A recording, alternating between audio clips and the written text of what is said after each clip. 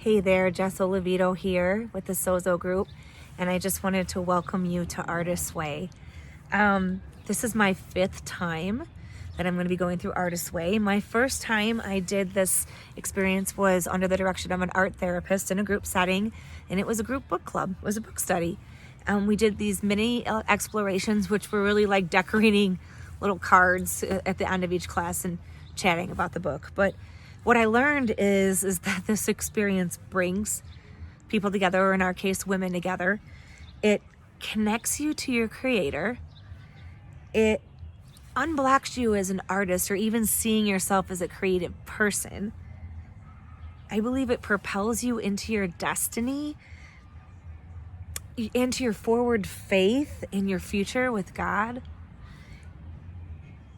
And it's not a Bible study, it's a book club with an art exploration where we play, but we're committed to each other for a period of time to share and learn and grow and heal and spark new creativity. So I'm so glad you joined us, and just follow us along as we go through the process together.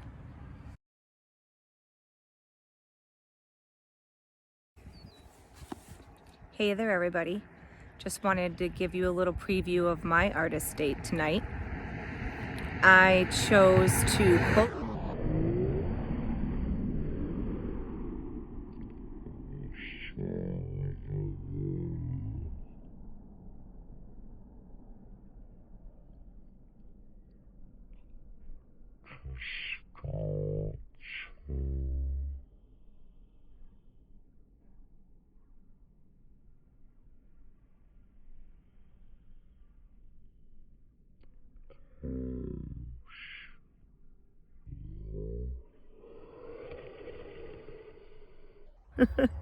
but sitting on the ground on the side of the road looking at the cows. It's an artist date.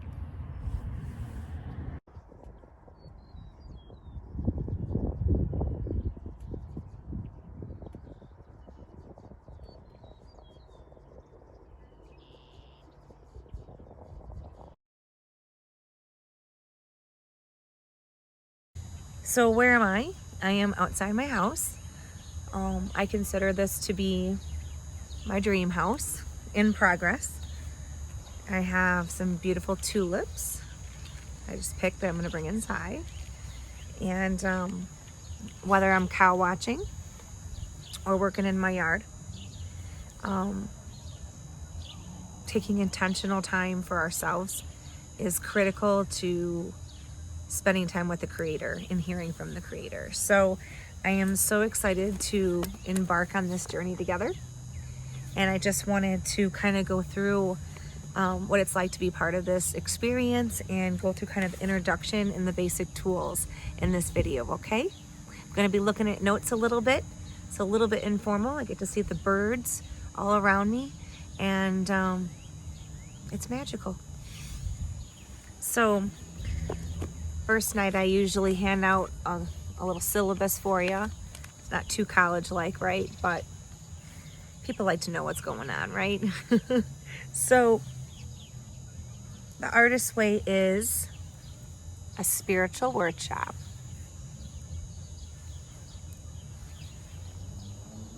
So here's what you want to know, what you need to know for the remainder of this experience together. The Artist's Way, it is a spiritual workshop aimed at freeing people's creativity. You might think you're not creative. We're all creative, and you're going to learn that through this course. Let's read from the first couple pages of the introduction. If we're together, you can pause me and you can just read it together yourselves, or you can let me read it to you carefully. So I'm kind of in the foreword before there's page numbers. Pretty much that first page of the introduction. Julia Cameron talks about, I'm a writer-director and I teach these creativity workshops. And people are like, really? Really? You mean we're all creative? Yes. Do you really believe that? Yes. So what do you do? The book is what I do. For a decade now, I've taught a spiritual workshop aimed on freeing people's creativity. I'm going to skip down a little bit.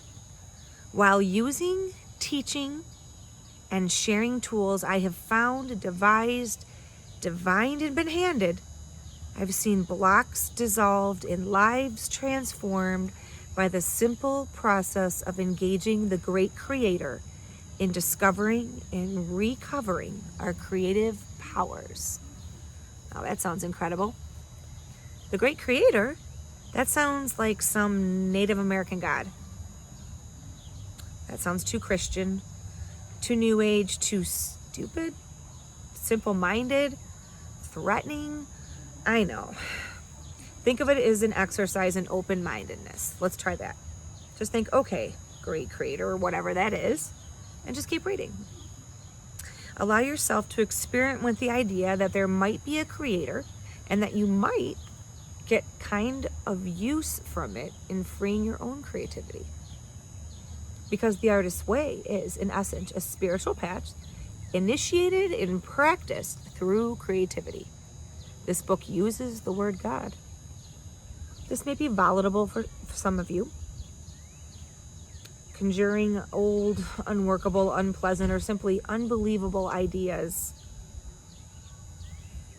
about God as you were raised to understand Him. Please be open-minded. Remind yourself that to succeed in this course, no God concept is necessary. In fact, many of our commonly held concepts could get in the way. Do not allow semantics to come in or be a block for you. When the word God is used in the pages, you can substitute the word or the thought for good, orderly flow or direction. What we are talking about is a creative energy. God is useful shorthand for many of us, but so is God as mind, universe, source, higher power. The point is not what you name. The point is that you're trying to use it. For many of us, thinking of it as a form of spiritual electricity. I love that. It's been very useful jumping off place. And I agree with that. To me, that's the Holy Spirit.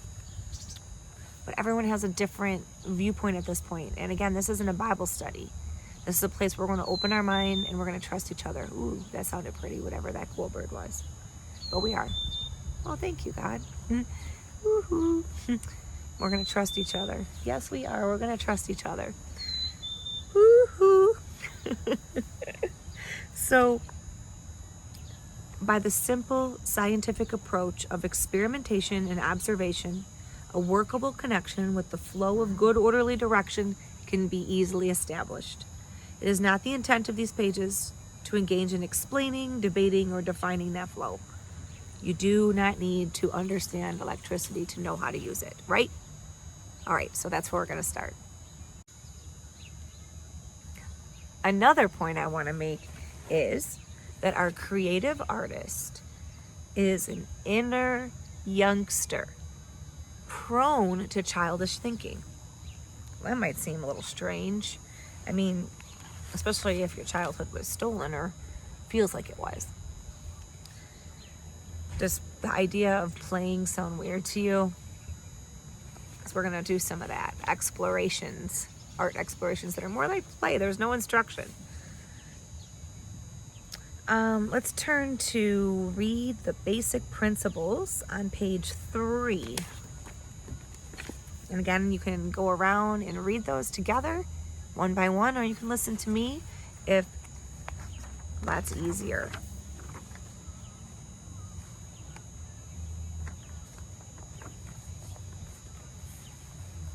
I encourage participation, really, but some of us have to, once in a while, do one of these videos solo, so I'm going to read them too, okay? Basic principles. Number 1, creativity is the natural order of life. Life is energy, pure creative energy. Number 2, there is an underlying, indwelling creative force infusing all of life, including ourselves. Number 3, when we open ourselves to our creativity, we open ourselves to the Creator's creativity within us and our own lives. Number 4, we are ourselves creations. And we, in turn, are meant to continue creativity by being creative ourselves. Number 5, creativity is God's gift to us. Using our creativity is a gift back to God. Number 6, the refusal to be creative is self-will and is counter to our true nature. Number 7, when we open ourselves to exploring our creativity, we open ourselves to God, good, orderly direction. Number 8, as we open our creative channel to the Creator, many gentle but powerful changes are to be expected. Number 9, it is safe to open ourselves up to a greater and greater creativity. And number 10, our creative dreams and yearnings come from a divine source. As we move toward our dreams, we move towards divinity. Let that soak in for a minute. As we embark into the safety chapter, which you'll again read for next week, I also wanted to point out that there's a contract. There's a contract in this class. It's a contract with yourself. And that's on page 23.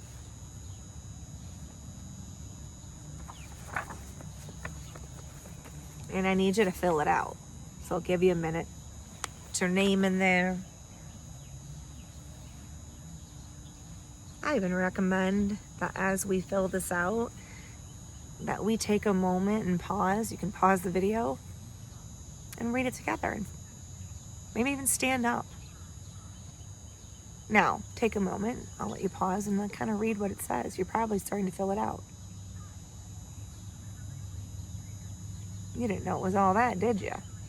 You thought you were just going to make some watercolor or something. You're going to make watercolor.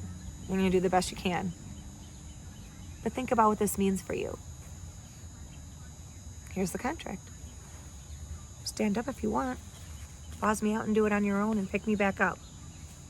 But if it's just me and you tonight, I, Jess Olivito, fill in your name, understand that I am undertaking an intensive, guided encounter with my own creativity.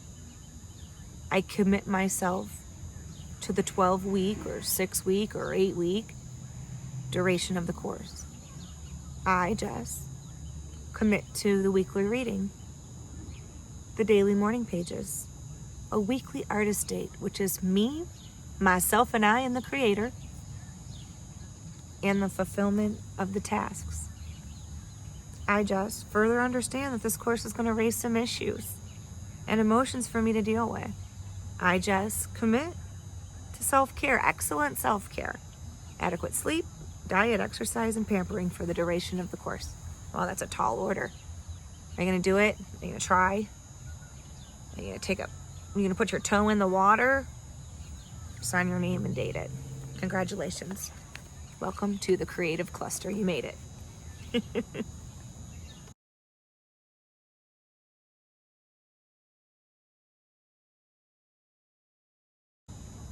Also within the safety chapter, there is some affirmations on page 36 and 37. I highly encourage going around in a circle and taking turns reading those out loud. Now, if that's not possible, I'm going to read them with you. Let's soak these in together. I am a channel for God's creativity, and my work comes to good.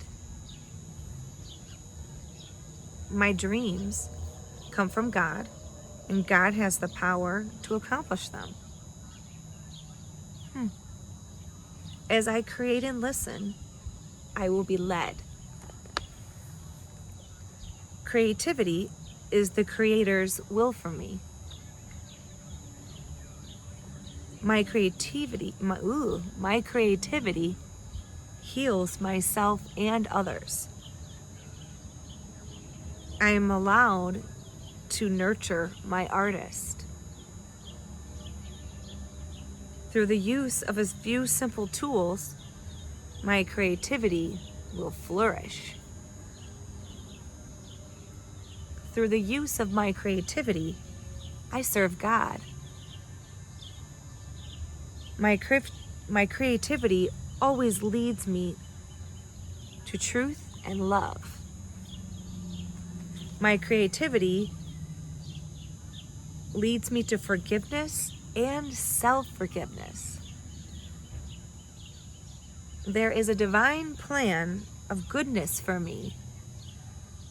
There is a divine plan of goodness for my work.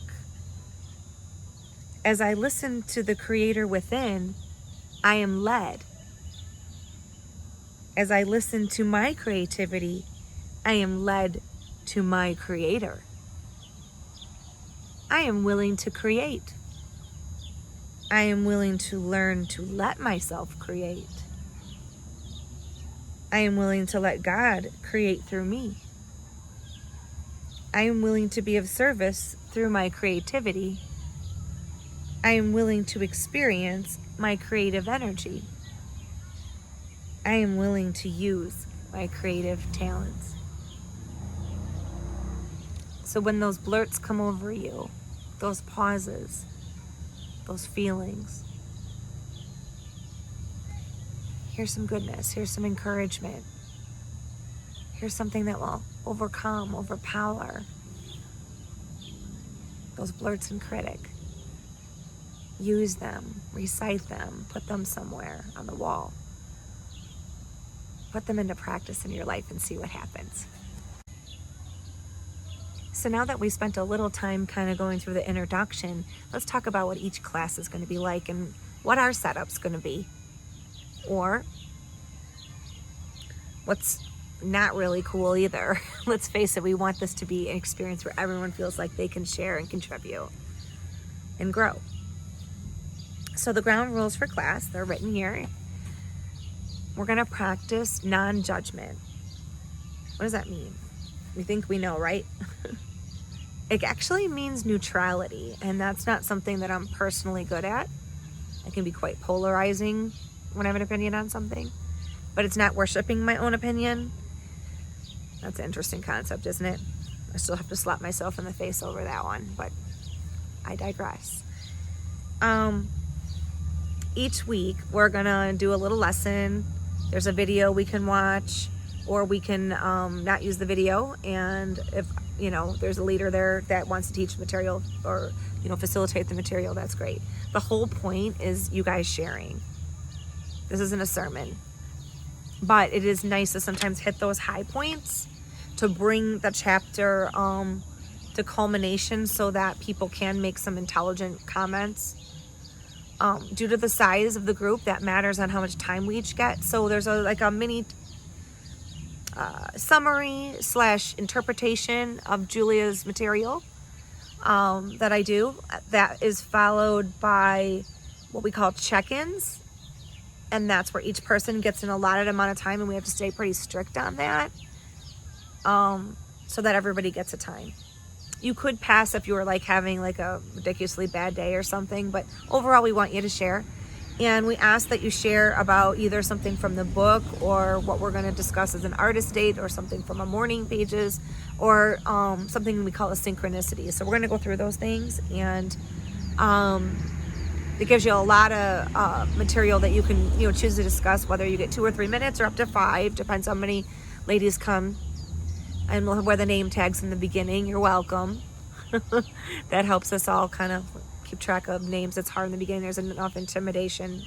So don't worry about the names. You'll learn them quickly. And to love each other well. It's going to be awesome.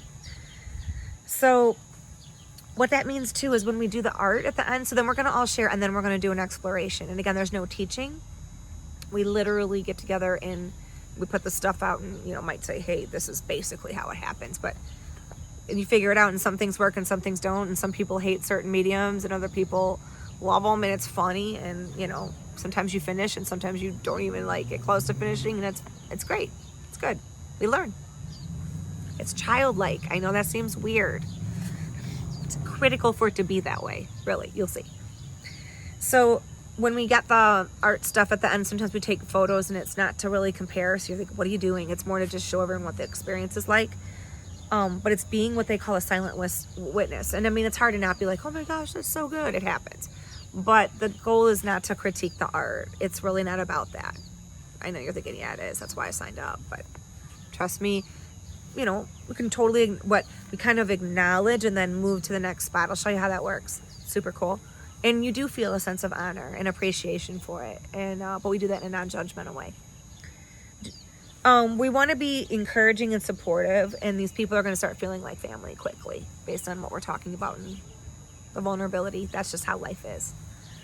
So we want to be active listeners, like turn your cell phones on silent, don't take calls at the table, all that. I know you guys know this, but it's rude. You know what I mean? People listen to you. We want to make sure that like we're being active and we're considerate of the clock. If we know we each get 3 to 5 minutes, hopefully won't have to set a timer, but sometimes if that happens, I'll need to. So we also we try as hard as possible not to interrupt someone, which is so weird because in normal conversation in groups, you go back and forth. With the check-ins, it's a little different.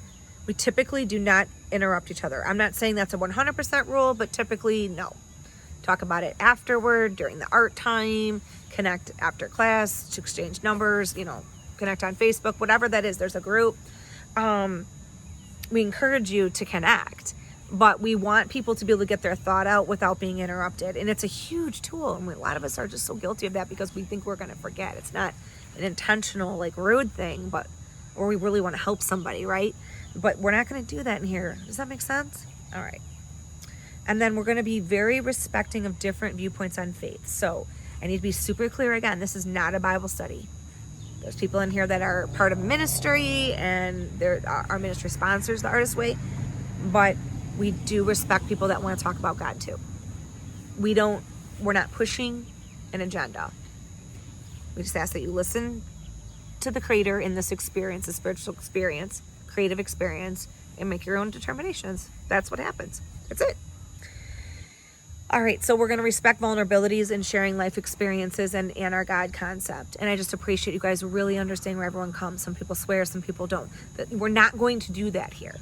We're going to do our best to honor each other, but it's got to be like a judgment-free zone, okay? Awesome. And then obviously what's shared here stays in confidence. Our sacred circle operates on trust, otherwise in safety, otherwise it's useless. And that has worked out really well. We haven't really had any problems. But just explaining doesn't leave. Birdies. All right. Some of the other things. So you're going to read the chapter each week. The syllabus kind of tells you which ones we're doing.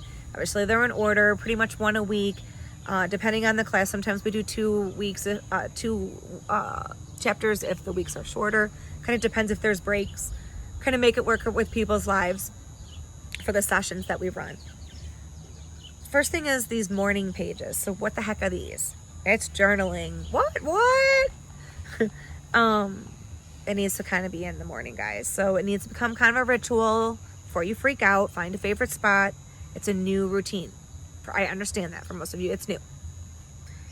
She talks a lot in the intro, and I also recommend getting the audiobook. Don't just get the audiobook. You must have a paper book because you write, and some of the words in the book you're going to want to change, and you're going to have notes, and there's a workbook. You totally need the physical copy of this book, and you should have it because we bought them for you.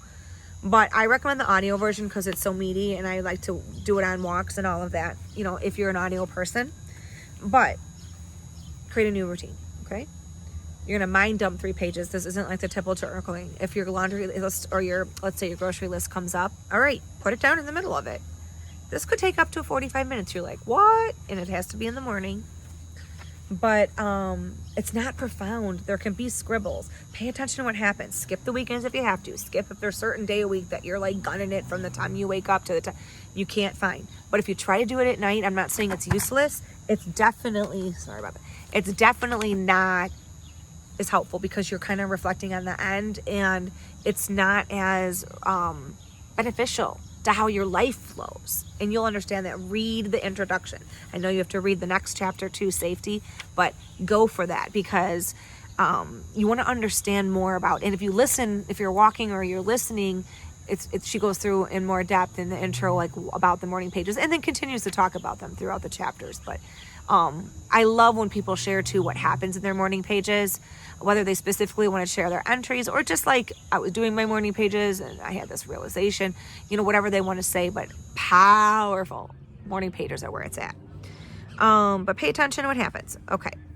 They do really work better if you do them in the morning. Artist state. What? Okay, this is something intentional that you plan on purpose and you don't bring other people with you. And let me say that again. You do not bring other people with you. I'm serious. Fill the well. She explains this really well in the book. Take an outing that appeals to the senses. Something seeing, hearing, tasting, touching, smelling. Is our inner child. We're not adulting. We don't include others.